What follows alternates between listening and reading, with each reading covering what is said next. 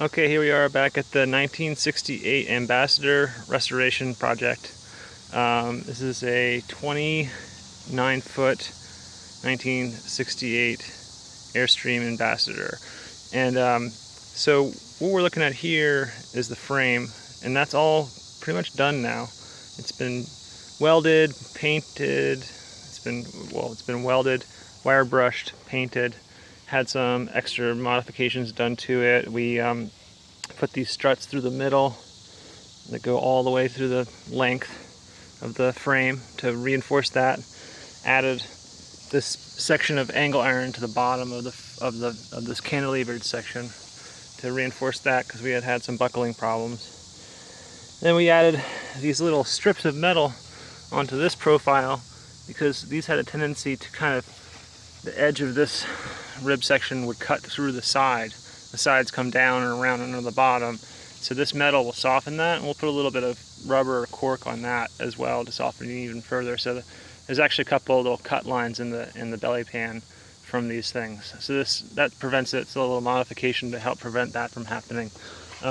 We've relined the inside of these wheel wells with fiberglass, and then I'm going to rubberize them.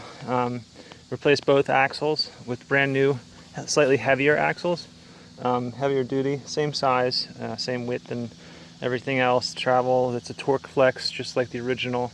We're going to cut out the stairwell because that was all rotten, and then welded in some new cross braces and installed this new folding staircase. Went from a 1-step to a 2-step, so this will be a little bit more comfortable to get in and out of. And then up here at the front where we had all the rot, we went ahead and just cut the whole A-frame off.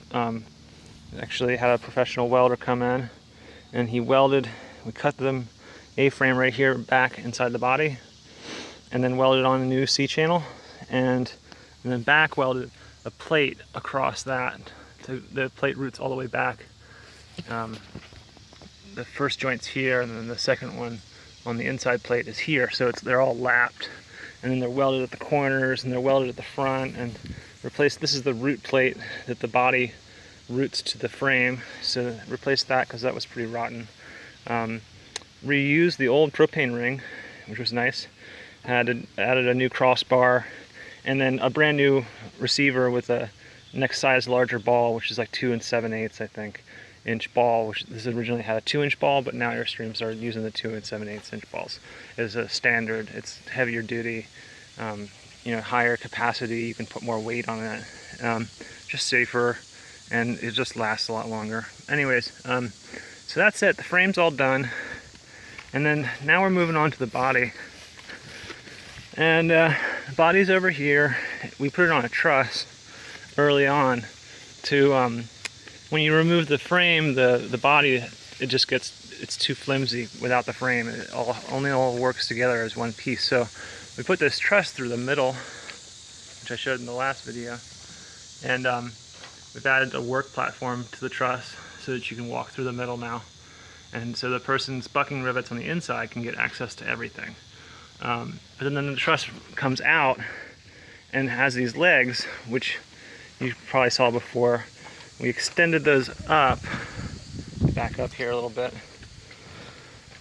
basically extended the legs up, created these rails that run the full length of the whole camper shell, and then have a cross walkover, or a crossover, also known as a gantry, across the top that slides on the rail, so it gives us access to all the AC units, or where the AC unit was, and the skylights and some other stuff. And we'll be patching over the AC unit because I'm going to be using a heat pump unit on this one, and so it's going to be internal. It'll be a high velocity system, so no bubble on the roof, keeps it really nice and clean looking. And we've also, obviously, you see, removed everything except for the windows so far, and we're going to go ahead and remove the windows as well, and re-butylene tape and recondition all of the parts while they're out, and just do a complete overhaul, really, like take it almost back to a factory state. So the only thing we're not going to take apart is probably the panels, the body panels themselves. We'll go through and we'll do some rivet diagnostics, which I'm going to do today. where we use a suction cup to vacuum test each rivet, make sure that they're good, and then if they're not, we mark them and then drill them out and replace them. Anyways, so that's where we're at now. This obviously is a pretty extensive project and a lot of building just to get to the point where you can start fixing the thing. But it certainly does make it go a lot faster and easier, and just from a lot of other the Bambi restoration, we learned a lot about, when it's in this state, you really want to take it down to its bones to try to bring it back, because you'll be kicking yourself later when you get a leak because you didn't take that rivet out or you didn't remove that window. So that's basically where we're at now, is that. All right, well that's about it. So we'll have another update in a few months. Talk to you guys later. Bye.